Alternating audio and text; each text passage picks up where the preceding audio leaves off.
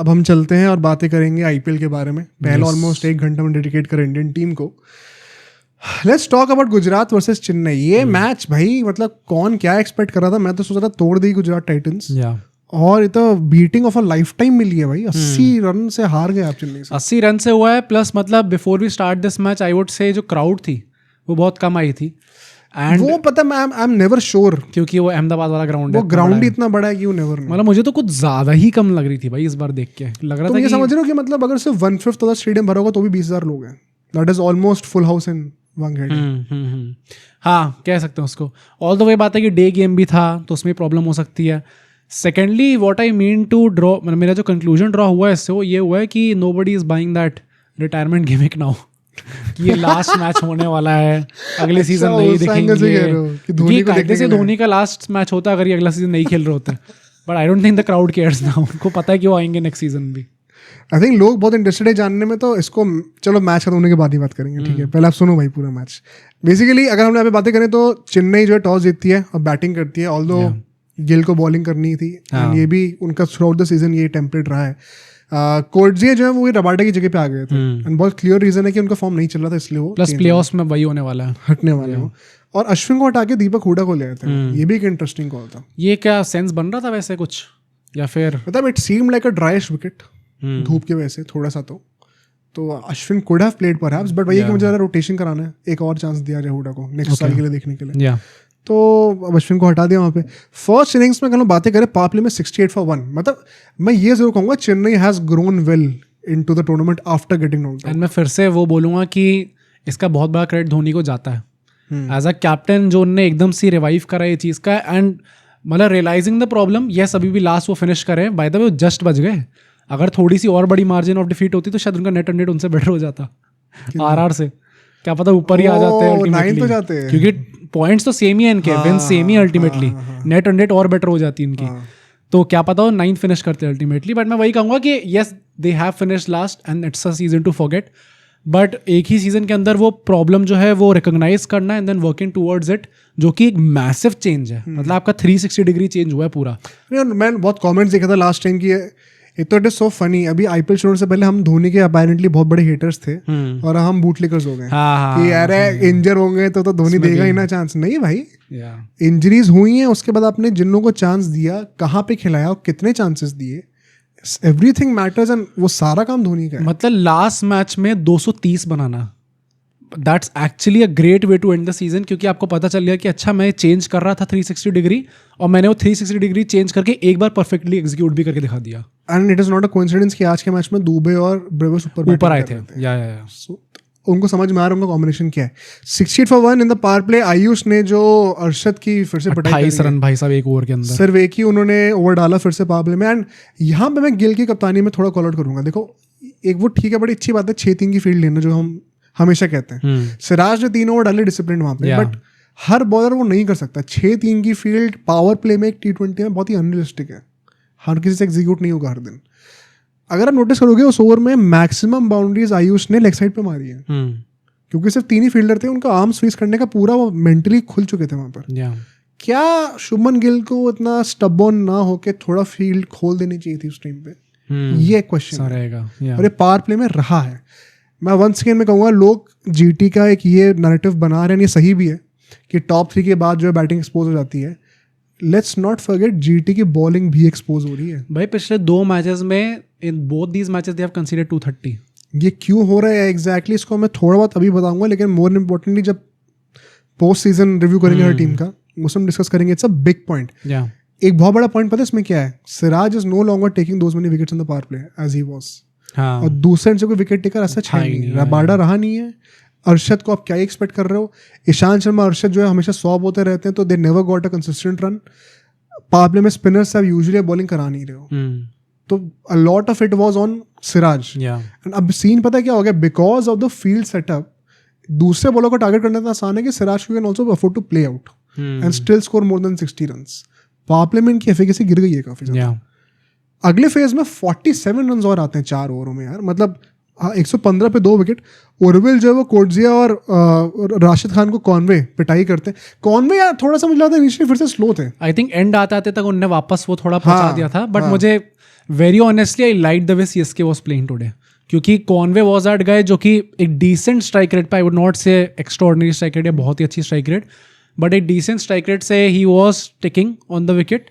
And बाकी side से उर्विल पटेल को हम लोग देख लें, या फिर उसके जब दुबे आए थे, उसका जब डिवॉल्व ब्रेविस आए, सबने अपना काम करते गए। उर्विल पटेल अल्टीमेटली आउट कैसे होते हैं? पहले किशोर को बड़े छक्के पड़ते हैं अच्छे, फिर किशोर जो ओवर द विकेट आते हैं दोबारा अपने नेचुरल एंगल से, और वहां से बॉल एंगल अक्रॉस करते हैं उर्विल को, इसलिए स्लैश ऊपर लगता है, स्टेप आउट करने जाते हैं। ये हर किसी के साथ हो रहा है IPL में, जब भी बॉडी के अक्रॉस एंगल करते हैं बॉल को, कई बार वो सामने मारने के चक्कर में बॉल स्लैश होती है।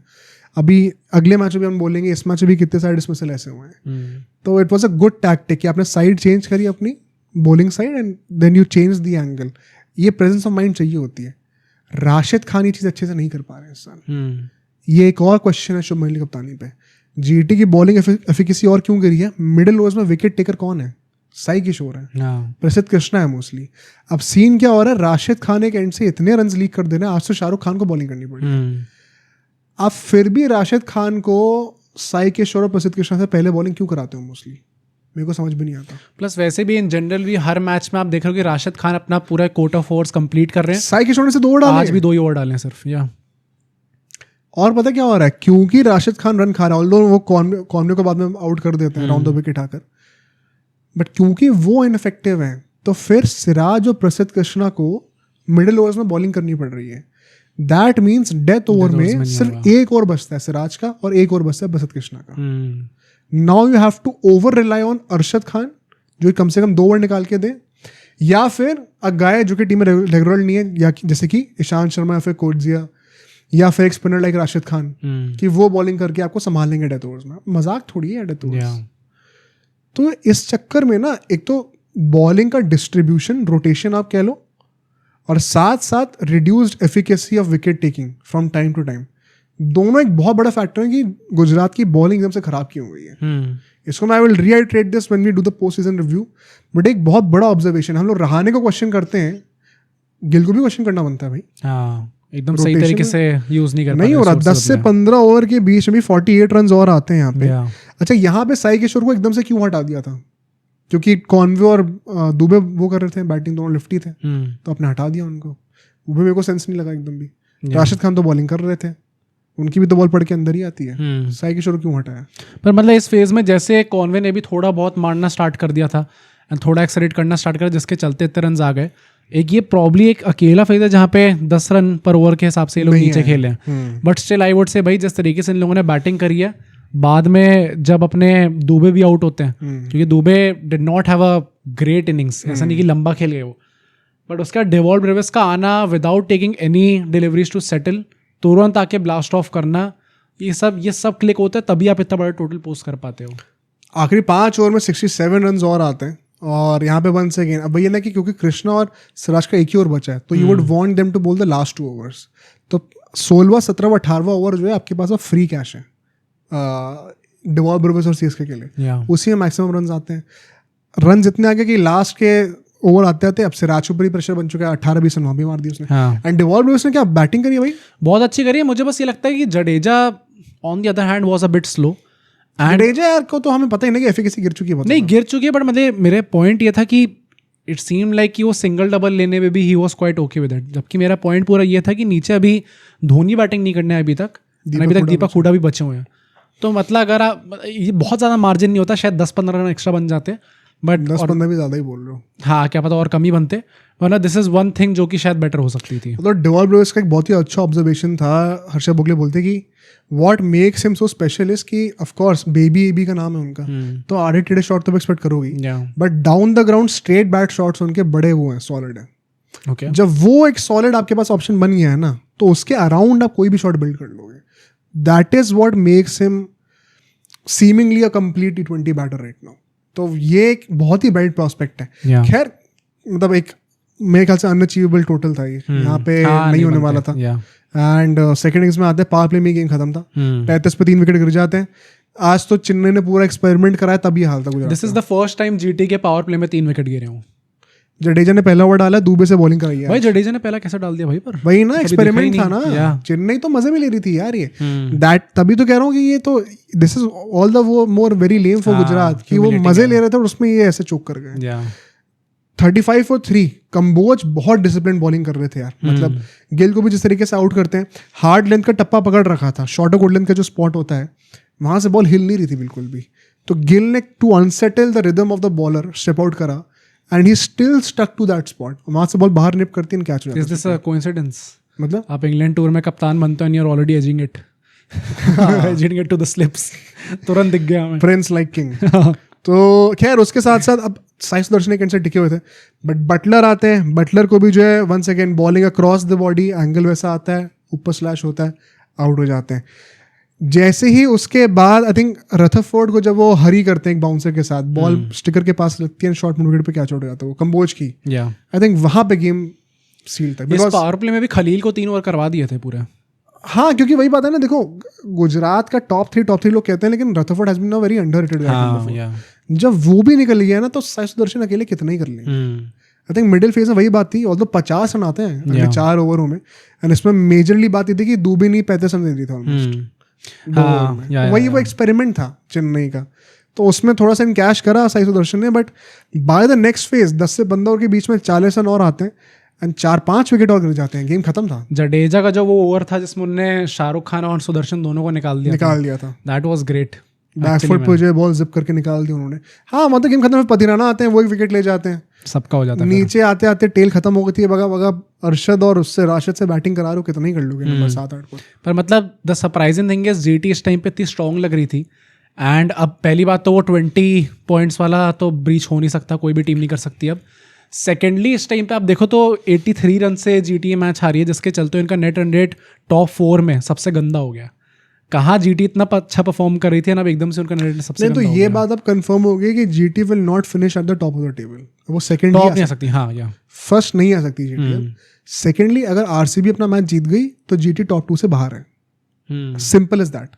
पंजाब मुंबई वाला गेम भूल जाओ, अगर आरसीबी जीत गई ना तो जीटी बाहर है टॉप 2 से। बहुत सिंपल हो गया, इसलिए आके तो मैच देखने में बहुत मजा आएगा। Very simple to understand and stakes बहुत हाई है। आई थिंक गुजरात ने मैसिव बॉटल जॉब करी है भाई, ये टॉप 2 आपने बॉटल कर दिया, and let me tell you the science are not looking good.